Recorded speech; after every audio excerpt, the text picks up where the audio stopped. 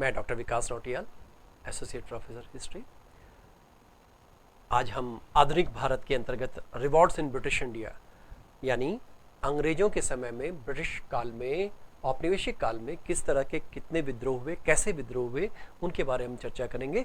इन विद्रोहों की अंतिम परिणति 1857 के विद्रोह के रूप में, जिसे हम प्रथम स्वतंत्रता संग्राम के नाम से जानते हैं, इस रूप में हुई। इस टॉपिक को हम दो मॉड्यूल में, दो भागों में लेंगे। पहले वीडियो में केवल हम पहले प्रारंभिक विद्रोह की बात करेंगे और बाद में 1857 के विद्रोह की हम सेपरेटली बात करेंगे। तो ये बिंदु आता है जब हम विद्रोहों की बात करते हैं, तो विद्रोह मूल रूप से औपनिवेशिक शोषण के खिलाफ हुए। अंग्रेजों ने जो भारत में औपनिवेशिक शोषण किया, उस औपनिवेशिक शोषण के खिलाफ विद्रोह हुए। यहां पर ध्यान देने की बात यह है कि विद्रोह एक प्रकार की प्रतिक्रिया है, रिएक्शन है। किसकी रिएक्शन है? औपनिवेशिक शोषण के विरुद्ध रिएक्शन है, प्रतिक्रिया है, या एक प्रकार का विरोध है, विरोध दर्ज हो रहा है। अब सामान्य रूप से हम इतिहास की किताबों में इसको विद्रोह के रूप में पाते हैं, क्योंकि कारण यह है कि ज्यादातर हमारे जो ऐतिहासिक स्रोत हैं, वो ऐतिहासिक स्रोत अंग्रेजों ने दिए हैं या अंग्रेजों के माध्यम से आए, तो उन्होंने इसके लिए रिवॉल्ट ही शब्द का इस्तेमाल किया है। जबकि जो भारतीय लोग हैं, जिन लोगों ने भी इस तरह के विद्रोह किए हैं, वो अपने अधिकारों के लिए लड़ रहे थे। इसलिए इस बात को लेकर भी बार बार चर्चा होती है कि इनको विद्रोह कहना किस हद तक सही है। तो ये जो जिनको हम विद्रोह कह रहे हैं, जिसको हम प्रतिक्रिया कह रहे हैं या विरोध कह रहे हैं, ये कई प्रकार के हुए। जैसे कि आप जानते हैं कि 18वीं शताब्दी से अंग्रेजों ने जब भारत में अपना प्रसार करना शुरू किया, तो राजे महाराजाओं को भी उनकी सत्ता से हटाया गया। तो जो पहले प्रारंभिक विद्रोह हैं, वो नागरिक विद्रोह टाइप के हैं। नागरिक विद्रोह मतलब सिविल रिवॉल्ट, सिविल विद्रोह, नागरिक विद्रोह।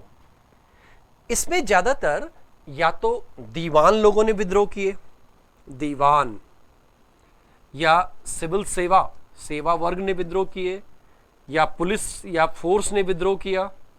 ये सिविल सेवक हैं, इन लोगों के द्वारा विद्रोह किया गया।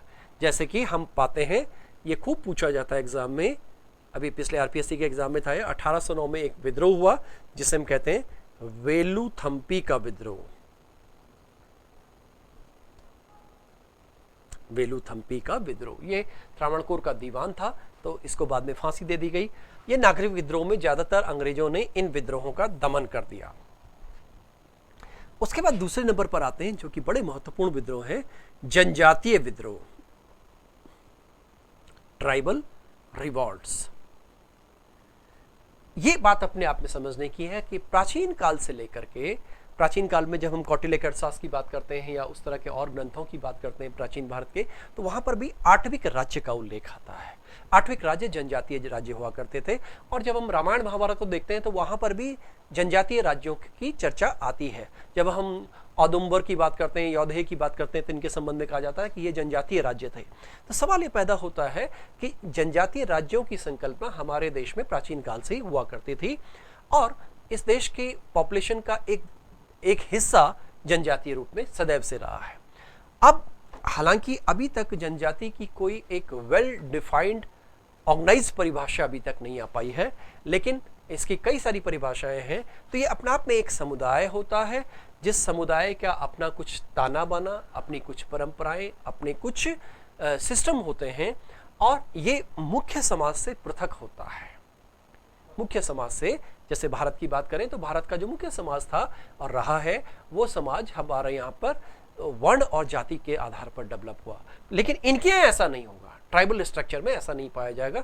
यहाँ असमानता नहीं होगी। अगर कहीं दिखाई भी देती है तो वो यूँ कहें कि संस्कृतिकरण के कारण से है या किसी अन्य कारण से है। तो ये इस तरह से ट्राइबल स्ट्रक्चर की बात आती है। तो 18वीं शताब्दी के उत्तरार्ध से ही राजमहल की पहाड़ियों से सबसे पहले हम ऐसे जनजातीय विद्रोहों को देखते हैं, और इन जनजातीय विद्रोहों में जैसे हम मुंडा विद्रोह, संथाल विद्रोह, नागा विद्रोह, खासी विद्रोह, 20वीं शताब्दी में आते हैं तो वन सत्याग्रह, भील विद्रोह आदि। यहां हम इस बिंदु को भी देखें कि जब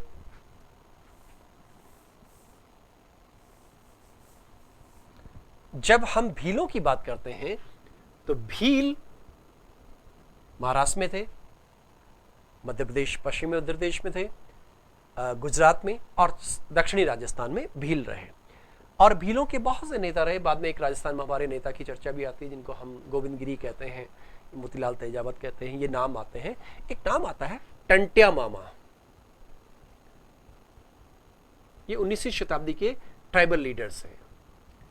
जैसे आप लोगों ने सबने नाम खास करके बिरसा का नाम तो सबने सुना होता है, बिरसा मुंडा, बिरसा मुंडा का नाम आप सबने सुना है।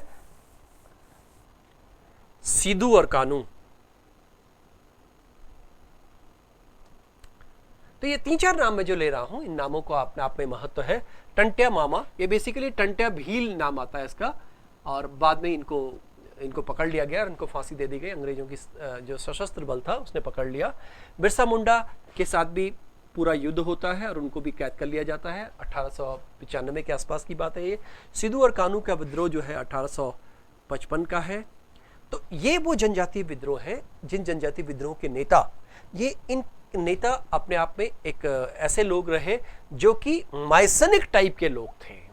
ये माइसनिक का मतलब होता है माइसनिक, मसीहाई टाइप के नेता थे। जैसे हम बात करते हैं आंध्र प्रदेश में, या यूँ कहें कि उड़ीसा में राधा कृष्ण दंड सेना की बात आती है, या जब हम अदुगत की बात करते हैं, ये आते हैं खासी में, मेघालय। ये इनकी एक तरीका होता था बोलने का, लड़ने का और विद्रोह करने का। ये अपने लोगों को कहा करते थे कि अंग्रेज हम पर गोली चलाएंगे तो उनकी गोलियां पानी बन जाएंगी और हमारे हथियार बंदूक बन जाएंगे, उनकी गोलियां हमारे ऊपर फूलों की बरसात की तरह होंगी। ये उनका तरीका था। और आम जो लोग थे, जनजातीय लोग थे, वो उनके नेतृत्व में ऑर्गेनाइज्ड हो जाते थे। एक शब्द आता है दीकू। दीकू बेसिकली, डीकू या दीकू ये शब्द आता है। ये वो कहते हैं कि जो आउटसाइडर हुआ करता था, खास करके छोटा नागपुर क्षेत्र में था ये, जो आउटसाइडर्स हुआ करते थे उनके लिए दीकू शब्द का प्रयोग हुआ। उसमें अंग्रेज भी हैं, उसमें साहूकार हैं, ये लोग थे जो उनका शोषण करते थे। इसलिए जनजातीय विद्रोह, इन विद्रोहों का, ज्यादातर विद्रोहों का, अधिकांश विद्रोहों का क्रूरतापूर्वक दमन किया गया सैन्य शक्ति के द्वारा। आप गौर करेंगे, पहले मैंने सबसे पहले नागरिक विद्रोह बताए थे, वहां पर भी उन विद्रोहों का दमन किया गया। अब जो तीसरे प्रकार के विद्रोह हैं वो है कृषक विद्रोह। कृषक विद्रोह का फर्क इनसे थोड़ा सा सामने नजर आता है। कृषक विद्रोह सरकार के विरुद्ध या महारानी क्राउन के विरुद्ध नहीं था, सीधा क्राउन के विरुद्ध नहीं था। अप्रत्यक्ष रूप से तो था, लेकिन प्रत्यक्ष रूप से नहीं था। प्रत्यक्ष रूप से आता था ये जमींदारों के खिलाफ, क्योंकि जो राजस्व वसूली का काम करते थे वो लोअर लेवल पर जमींदार ही किया करते थे। इसलिए जमींदारों के खिलाफ ये जो विद्रोह हुआ, इस विद्रोह में अंग्रेजी सरकार को सीधा सीधा नुकसान नहीं होता था।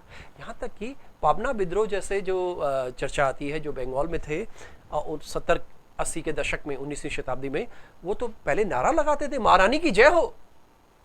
यानी जब वो महारानी की जय हो कह रहे हैं तो कोई अंग्रेज सैनिक, कोई अंग्रेज अधिकारी उन पर गोली कैसे चलाएगा? चलाएगा ही नहीं। इसलिए यहाँ एक मेजर डिफरेंस आता है। तो इसलिए कृषक जो विद्रोह हैं उनमें राहत का प्रोविजन आया, रिलीफ दिया गया, जबकि जो जनजातीय विद्रोह है उनमें दमन का प्रोविजन आया। सेना, सशस्त्र बल का इस्तेमाल किया जाए और इनका दमन कर दिया जाए। इस प्रकार से जैसे हम कृषक विद्रोह को लें कि कौन कौन से कृषक विद्रोह आते हैं, जरा उनकी भी चर्चा एक बार कर लेते हैं। जैसे मैंने अभी नाम लिया था पबना। पबना जगह है, डिस्ट्रिक्ट है, पबना है, राजशाही है, ये आसपास के बांग्लादेश और पश्चिम बंगाल के जो जिले हैं, यहां पर ये विद्रोह हुआ 70-80 के दशक में। जैसे दक्कन विद्रोह, ये भी 7वें 8वें दशक में हुआ, महाराष्ट्र में। इसमें गुजराती और खास करके जो मारवाड़ी व्यापारी होते थे, जो साहूकार के रूप में काम करते थे, उनके विरुद्ध भी ये विद्रोह हुआ। और ये दक्कन विद्रोह एक और विशेष बात हमें बताता है इतिहास में कि किस प्रकार से भारत का गांव अंतरराष्ट्रीय बाजार से जुड़ गया, क्योंकि ये कपास पैदा कर रहे थे और उस समय कपास का जो फ्लक्चुएशन था अंतर्राष्ट्रीय बाजार में वो बहुत तेजी से हुआ। इसलिए इंडिया की कपास, दक्कन की एक कपास मार्केट में बिकी नहीं, इसलिए खेतों में एक तरह का पूरी तरह से अकाल आ गया। इसलिए इसके लिए डेक्कन एग्रीकल्चर रिलीफ एक्ट लाया गया। इसी प्रकार से पाबना में, इसी प्रकार से असम में और इसी प्रकार से भारत के अन्य भागों में कृषक विद्रोह हुए। यहाँ पर इस समय कृषक विद्रोह है। जब हम 20वीं शताब्दी में देखते हैं तो वहां पर शब्द मिलता है किसान मूवमेंट।